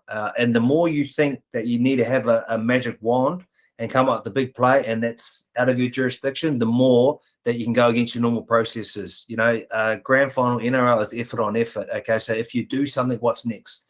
Don't rest on your laurels and go, man, I just did that. Give yourself a pat, because it's okay, I've just made a great tackle. What's the next tackle? Or do I need to tie in? Or I need to chase back? Or I need to. So that is the key teams. The teams that do the 1%ers, or they do the little things, and normally the unsung heroes that do the things that you don't get a lot of credit for. And they're the reasons why Nathan Cleary, and he knows that, can do his thing because of Martin and because of these other players. And also finding the elbows and knees, doing all the stuff that, some making the effort to get up fast, all that type of stuff, or getting off your line, playing through adversity. That's what wins you grand finals. We know the big plays, but there's a lot involved in before that. And if it's things that come naturally, like it does for a lot of the Panthers who've been there, done it before, it just seems a little bit easier, and it's you don't get caught out by the big lights and the big in awe of the situation. Nice. Well, before we get a pick from you, have you heard about our new promotion, Monty, the Hall Pass? I sure have, man. I've seen some of these guys in particular talking about it. Blake? Blake. So for those of you guys listening that aren't aware of what the Hall Pass is, it's one for the faithful Warriors fans and anyone else, really. Who hasn't made the grand final. Who hasn't made the grand final. 100% freedom to hook up with another team, 0% guilt. All you need to do is head to the deposit page at tab.co.nz or the app, enter promo code HallPass, all one word, place a $5 or more bet on the grand final, and you get a $20 bonus bet to use on anything you like. That, to me, sounds like a pretty good deal. Easy peasy. Now, Monty, if you were going to use a Hall Pass, where is your money going for the grand final? I'm just going to say I can't use a Hall Pass. It just feels wrong. But for the people out there, and you want to do that, that's cool. But like, if you are going to use a Hall Pass, if you are going to go against your tried and true, your colours, your team, I think you've got to put your money with someone like, where you feel like you're going to get a return for value. And I think that's going to be the Panthers. I really think that Parramatta can get up and can do a job, but they need to play their perfect game. And, I'm always the believer in the underdog and wanting to get behind the underdog. And when you've got Kiwis that are in the opposing team who have never experienced that before, I love to have that fairy tale story and them to win. But, if you are a betting man or woman or person, you just can't really go against the odds, the numbers, the stats, the history that the Penrith Panthers have, man. Yeah. I haven't completed my research yet, so I won't disagree or agree. How about a first try scorer? If you were going to have a little stab, and if you were going the Panthers way, who would you think would score the first try? Or if you were going the Eels way, who do you think might be a first try scorer? I don't think it's going to be a forward. I just don't think it's going to be a forward. I don't think you're going to get someone like Regan Campbell-Gillard scoring 2 tries. I think that the defence is going to be so sound, so tough through that middle. You're not going to see those sort of one-out forward runs like that. It could be against the grain as well. You're down one end, you're really pursuing the line, and it could be against the grain. And we've seen with intercepts before. Those are those little moments. And it's not a magic wand thing. It's what these players have done time and time again. Picking a name, I I don't know. I just think it's going to be an outside back from either side can go against the grain. It's going to be a crazy one. But I think overall, I think Penrith's going to be very hard to beat. Although I've got a foot in the Eels camp because being an underdog and letting them experience, share the love, man. Come on, Penrith, share the love. One thing we know, the grand final will be in West Sydney for the season. I'm just having a look at the power plays to see if there's any. Oh, here you go. Any number 2 or number 5 or replacement winger to score a try before 15 minutes, 225. That's along the lines of what Monty was saying there. Monty, I'm going to put you on the spot. Yeah. You were pretty reluctant to go against the Warriors and not use the hall pass. But who's your hall pass team? Your second NRL team. Everyone's got a second team, right? Does Does everyone? Do they? I don't even know. Who they do, eh? Because I mean, that's like when you're watching the Origin. I know we're going away from NRL, and then you flip sides. Those people that go, this year I'm going for this team. No, just kindly, you've lost all my respect. You can just move on and don't even worry about Origin because it doesn't work like that. I've got a few friends who are in that boat as well. But yeah, look, it's different now because I sit back and I watch a number of teams, and there's teams that I enjoy watching a little bit more, but it's more individuals I like to watch rather than the colours. Like, over the years, there's been individuals I love to watch, but if they're in a particular jumper, I can't stand them. Like Nathan Clear, I love watching him, but when he's in that sky blue jumper, I am just off him, because I'm Queenslander through and through. With I love him in Penrith. Yeah, I love him in Penrith. I don't quite like him when he's going to be playing for the Kangaroos as well. But what a player! I think we're very lucky to witness someone of his caliber. That's for sure. Another one the Warriors let go. Just saying. On a personal, have you put the boots on in the last few years? Have you played a charity match or anything like that? Have you done anything like that? We've played in a couple of great charity matches over in Australia, actually. I think last time out, there was 5 of us Warriors. There was Justin Murphy, Mark Tukey, myself, Sione Famuina, Kevin Campion, Vince Mellis, and we played with the likes of Kimmorley. Who else we had? Jim Dimmock, Scott Hill. We had a lot of players, and that particular year we gave a first grade reserve grade team a bit of a hiding. But before that, we went against other opposing teams, which is pretty cool. We played with the late great Hugh Pongia. He was over there as well. Martin Lang, Preston Campbell. So that's probably still about 5 years ago. But to go and play in that, Darren Smith played.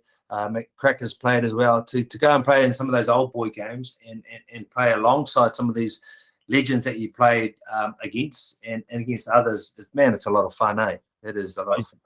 Have you still got it? I never had it, but that's all right. Like, I'm actually probably better now than what I was then, but that's all right. Dad's army's all good, man. Well, have a chat with Carl. Apparently, he's part of the recruitment team at the Warriors. You might be a chance for next season. Yeah. I did see Kevin Campion at one of the Warriors games earlier this year. He still looks as fit as a fiddle. Yeah, he's good, man. Cambo's 50 now, but he's in great shape, and he's obviously one of the Warriors ambassadors. And in terms of what he did for the club and so on, like he's a great man. I was very lucky early on to be around people like himself and Ivan Cleary and even people like Quinton Ponga and that before that Matthew Ridge to sort of get an understanding of what professionalism looks like and how you should apply yourself to the sport you love and you're lucky enough to be a part of. So been very fortunate over the years, man. And in terms of boxing, anything on the horizon, or are the gloves hung up for good? Oh, mine were hung up a long time ago because I had that head bleed when I was going to defend my New Zealand title and fight for the Oceania title. But I was helping Kevin Mialamu there, and and sort of always hang around that because I think coaching is something that I really enjoy, and to help these people, whether it be under the lights in boxing through the ropes or in other areas with a bit of mentoring one-to-one, it's going to be a bit of fun, yeah. I'll tell you what, Blake and I have had a bit of beef on this podcast over the years, so maybe you might need to train Carl here. No, we'll set something up and Blake and I can fight for life, man. Carlo Nashford. I will be fighting for my life. It's the one. You reckon he can throw them? Him. I don't reckon he can throw them. I can tell you now that I can't. I've got a glass face, so Yeah. it'll be all over. No, well, just as well you do fantastic work on your podcast, you and Blake. He's a talent, man. He is. All right, Monty, we'll leave it there. We've gone well over time, as we always do. But really appreciate you phoning in and joining the Advantage Line today. It's really cool to get your perspective on the grand final, and good to see your loyalty to the Warriors, obviously. Refusing to use the hall pass. No hall pass. No hall pass here, man. Talk soon, boys. Thanks, Monty. All right, cheers, Monty. Stepman, what do you got for us for the grand final? Well, Paul and Blake and Surly, strap in. There is a lot. Dug pretty deep into the game, obviously, which I always do. Like to do my research. Grand finals, and then to top it all off at the back end, first try scorer facts. So, saddle up. Panthers have won 6 of the last 10 and 3 of the last 5 against the Eels. Eels, obviously, 2 of the last 3, though. Panthers have won 17 of the last 28, dating back to 2009. Surely, I know you love that one. Yeah. The longest a favourite has started in the last 10 between these two, $1.52. What are the Panthers? $1.37. Average winning margin by either team in the last 10 matches is 12. 4 of those games were absolute blowouts. There was an 18, 34, and 19-point win by the Panthers, a 24-point win by the Eels. And the other 6 games, all by 8 or less. 2 of them were 2-point finishes, and there was a 1 point in there as well. The average winning margin in the last 10 grand finals, 10 points. 6 of those by 6 points or less. The average total set by the bookies in the last 10 matches between Parrott and Penrith, 40.3. The under has hit in 7 of the last 10. The average total points scored in the last 10, 31.2. In the total this week, 38.5. Screams of a 3-way. 7 points spread. 7-point. He's rattled me. He's got me. Yeah. I was on a roll there. I'm not surprised. Yeah, there's two options in the 3-way I'm looking at there. There we go. Average total in the last 10 grand finals, 32. Paul's lost his guts. Yeah. So the total this week, 38.5. It's only gone over 3 times between these two in the last 10. The biggest total, 44. The smallest, 18. Those are the game stats. Now some first try scorer stats. The first try scorer in the last 10 finals, 6 have been wingers. Add in the centre, Matt Burton, who scored the first try last year, and fullback Ben Barber in 2016. The outside backs have scored the first try in 8 of the last 10 grand finals. The only forwards to score were Ryan Hoffman in 2012 and Sam Verrills 2019. The team of the first try scorer has gone on to win 8 of the last 10 grand finals. Only The 2 who didn't. Brisbane versus the Cowboys. Corey Oates scored the first try. Oh, and that took Golden Point. Golden didn't Point, it? yep. Yep. And Manly versus the Chooks in 2013, I think it was. George Taufua scored the first try. Now we're getting real sick. The average time of the first try being scored in the last 10 grand finals, 14th minute.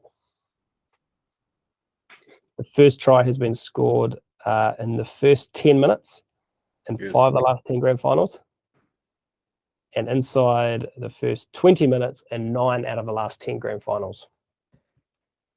There you go. So they score pretty quickly, and Yep. then the points dry up. So a winger, Sort of what you're saying. what I'm saying is there'll be a winger who will score early. What a wanga that will score early. Won't be a whacker. Wow. First. He could be on the end of a try assist just to the other team. Yeah. After all these comments, I'm getting on Wanga Blake. Yeah, 100%, mate. 100%. Oh no. What are we going to do? We're going to do some betting, or are we going to? Well, I guess we'll do a round table and see who's going where. Thoughts? On the game? After you've heard those stats, Surly, What are your thoughts? Just to the listeners, if it sounds like we haven't got a run sheet, it's because we didn't. Paul didn't put one together this week, so we're. Sorry, Shirley, go. In terms of who I think will win, I think Penrith will win, and it'll be close.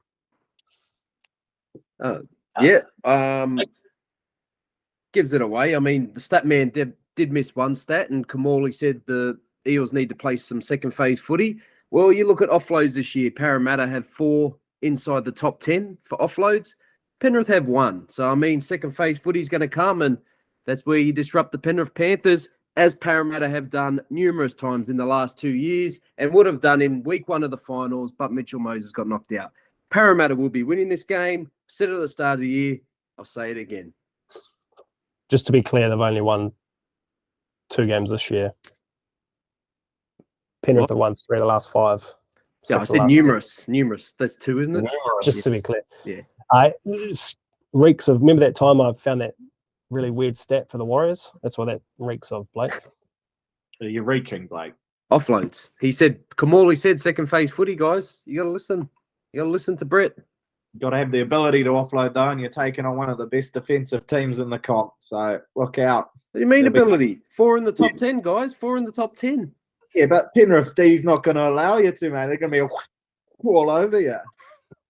Okay. We when we spoke to Monty earlier, we talked about arranging a fight between you and I, Blake, given the beef all season. But the way you two are going today, perhaps surely you could step in for me, or we make it a 3-way. It could be a 3-way. I think it Blake could be asked me to just come in, build some narrative, hoping that you'd come in over the top with like a swinging hook. And so I'm just, I'm your JUCO here. I'm trying to set this thing up.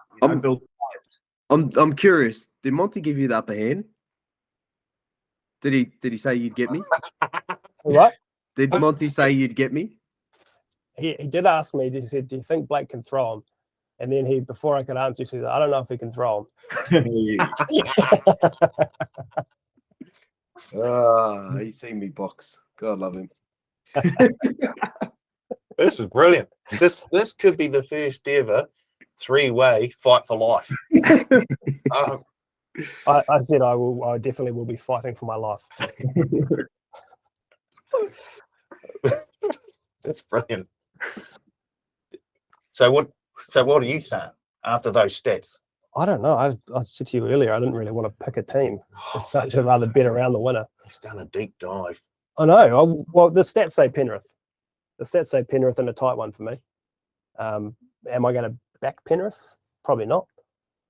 But if you are holding some boxing gloves to my face, Penrith in a tight one. You? I'd like to see the Eels win, though. I'll tell you what's going to happen. Penrith are going to win this game, and they're going to win it quite comfortably. Ooh. And there are going to be a lot of points scored. I've seen a trend. It's only a small trend, but I'm going to stick with it. And I'll explain later when we get to our betting for this grand final. That Panthers are going to win. They're going to win comfortably, and they're going to score a lot of points. A lot of points. Smart from him, because if it actually happens, he'll be like, "I told you guys, I told you." And if it doesn't happen, but well, the stats you told me, it's a grand final. He's been around, not the first rodeo. Before we have a look at last week's betting and do some betting, Should we? can we? No, we shouldn't. But let's have a quick discussion around the hall pass, boys. You're all aware of what the hall pass is. For the listeners, 100% freedom to hook up with another team, 0% guilt this weekend. All you need to do is head to the deposit page, tab.co.nz, or the app, enter promo code HALLPASS, all one word, place a $5 or more bet on the grand final, and you'll get a $20 bonus bet loaded into your account. Before we find out who the hall pass is for this game, who is your hall pass second team? Who's your second team you're supporting? Shirley, obviously know you're a Warriors fan. I'm a Warriors fan. Yeah. I've got genuinely no idea who Blake or Paul support as their first team. Oh, what? So if we could determine that first, and then we'll find out who you're using a hall pass on in terms of supporting another NRL team. I've got about I don't know.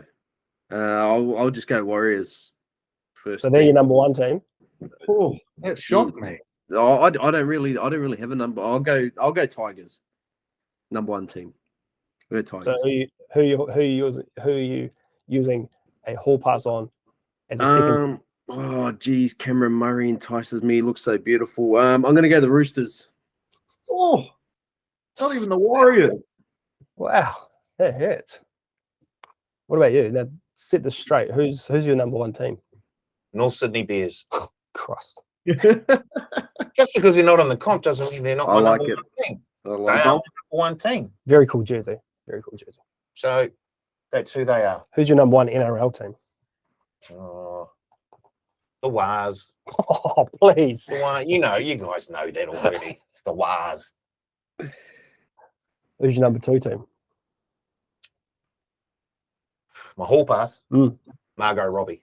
Probably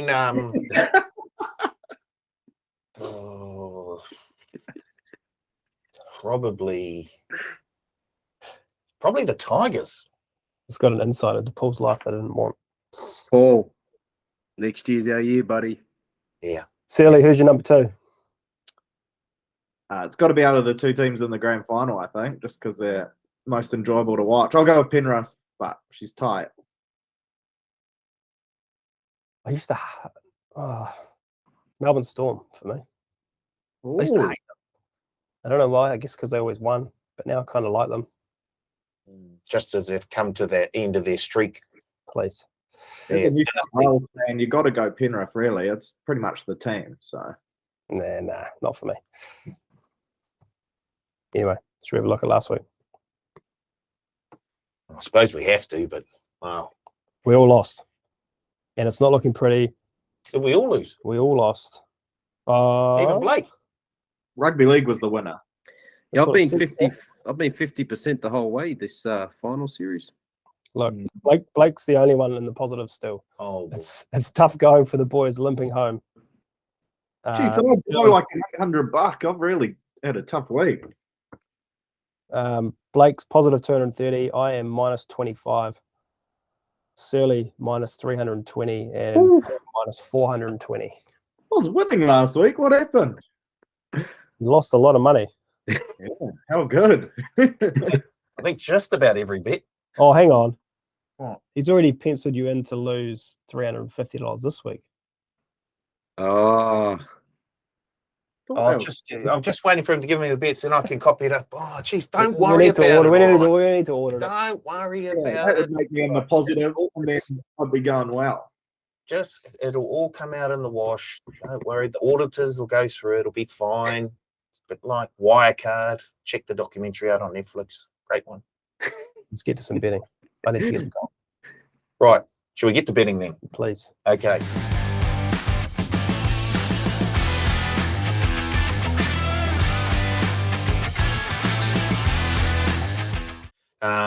Instead of a best head-to-head this week, seeing there's only 2 teams left in the comp, I just thought, how about we throw out a best bet? So we'll start at the top of the table. That guy at the top of the table, it's Blake Ashford. Basically, he's the best head-to-head. So Parramatta at $3 is stealing money, basically. Next would be Surly, as the Yeah. auditors have just gone through. I went tactical here, trying to pick up units, and I also went with Parramatta at $3 head to head. I'm going to take either team 1 to 12. Yes, at $1.87. Nice.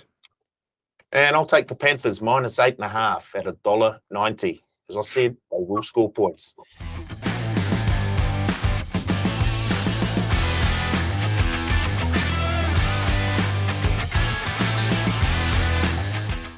We'll go to our best multi-anchor.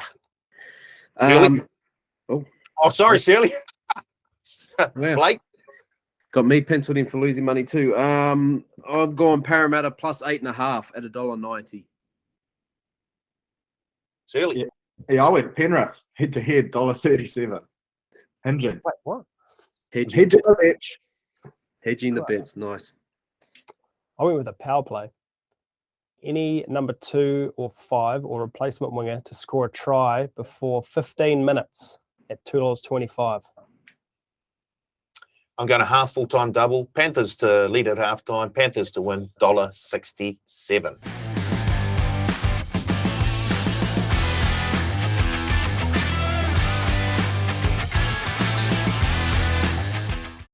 Your best total for the match, Blake? I've just gone the under 38.5, $1.85. I was exactly the same, but I'm ready for this three-way from Carl. I don't know which one to do. There's either it's either the under 34 or the 34 to 44, because there's been 5. The last 10 grand finals, it's 5 each.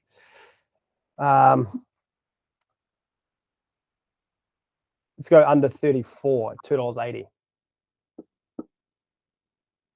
Okay. My total is the total for the Penrith Panthers in the bands. Penrith Panthers, 31 or more points scored in the match, $3.40. Hopefully they win 30. Hopefully they win 31-0. Wow. Oh, that works for me and you. Yeah, that's what I mean. Boom. Awful game. And me and Blake. 31 now. We all win.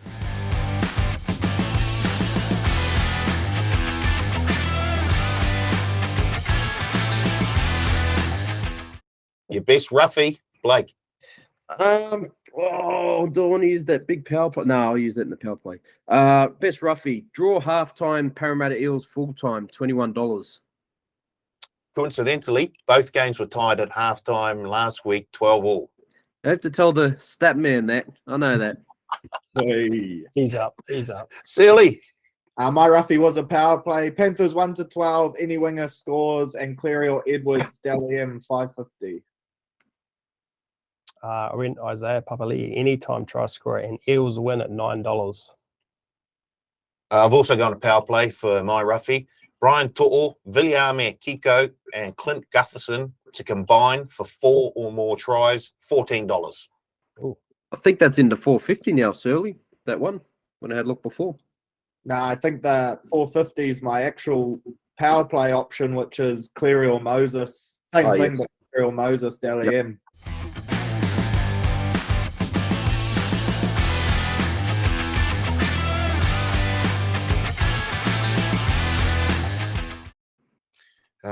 What else were we going to look for? We're going to look at, we do the winning team and margin, of course. Blake? Para 1-12 at $4.33. Panthers 1-12. Panthers 1-12, $3. Panthers 13 and over at $2.25. This will be a bloodbath. It won't be pretty for those Eels fans, but it will be very entertaining footy. We said we'd throw in a first try scorer and a Clive Churchill medalist as well. So, Blake, let's start with a first try scorer for you. I got Clint Gutherson coming. Sean Lane, offload, Gutherson try. Open proceedings. Surly? Yeah, I've got Brian To'o. He's going to capitalise off a dropped bomb from Wonga Blake, and the ball will end up in his hands and he'll score $7.50. Yeah, also Brian To'o. And I'm going Viliame Kiko at $13. Just floating in off, no, it won't be a Cleary pass. Don't listen to the stats there. Luai pass, yeah. It'll be a Luai pass as the defense sort of drifts out to hold on to Brian To'o. Kiko scores first, $13. How about a Clive Churchill winner, Blake? Ryan Madison, who's in from 101 last week when I tipped him. Madison, $36 will be getting it. Surly? Yeah, Dylan Edwards. I think he was at 17 last week when I bought him up, so I'm jumping on the ghost. Also, Dylan Edwards at $7.50. And I'm going Brian To'o at $56. Although I don't have him scoring the first try, I do have him scoring at least 3. You've lost the plot. Very hard to look away from a man who scores a hat trick in a grand final. Brian To'o, $56. Wow. Were we looking at any other? A power play. Oh, power play. Blake. Well, power play, I had it written down what Surly's going to go, so I'll let him do that. I'll go for the big one. Junior Paulo to score a try, get the Clive Churchill medal, Eels to win in either golden point or extra time, $501. Oh, Wow. Oh, like that. take his money now. Shirley? Yeah, mine was either team wins 1 to 12, any winger scores, and Cleary or Moses for Dally M, $450. I think that's great money. I think you mean Clive Churchill. Yeah, Clive I Churchill. do. Or Dally M, why not? Throw it in there. It is great. I Special. also had that one, silly, but I'll give the punters another one. Each team 2 or more tries in each half, $12. And I've gone Brian To'o to score 1 or more tries in each half at $9. As I said, Mr. Clive Churchill, he will be having a game of it.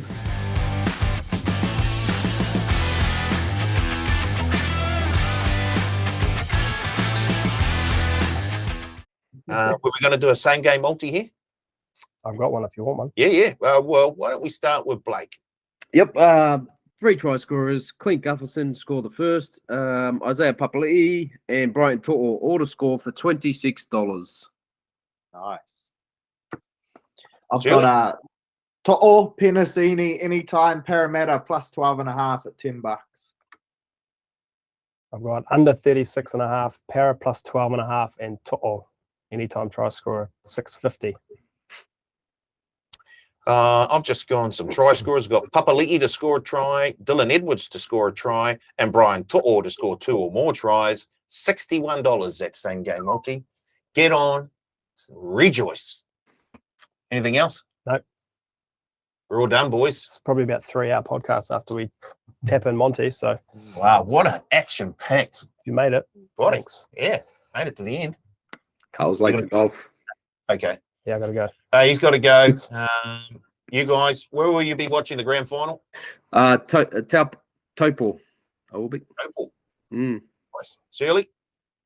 Yeah, I'll just be up in the big smoke, mate. I'll probably head out to the pub, get into it. Oh, we'd be a late Sunday night. Probably fall asleep on the couch, if I'm honest. But no, yeah. At least you'll watch another screening of Frozen before the grand final. Yeah. It's good. And Paulie, where are you watching To'o score 8 tries? I will be on the couch at home. Nice. Yeah. I'm having a very quiet weekend this weekend. Heard that before. Very busy. Please. So once again, thanks to the boys, thanks to Blake, thanks to Surly, thanks to Carl, and thanks to you guys for tuning in, listening to The Advantage Line. We'll catch you again very, very soon.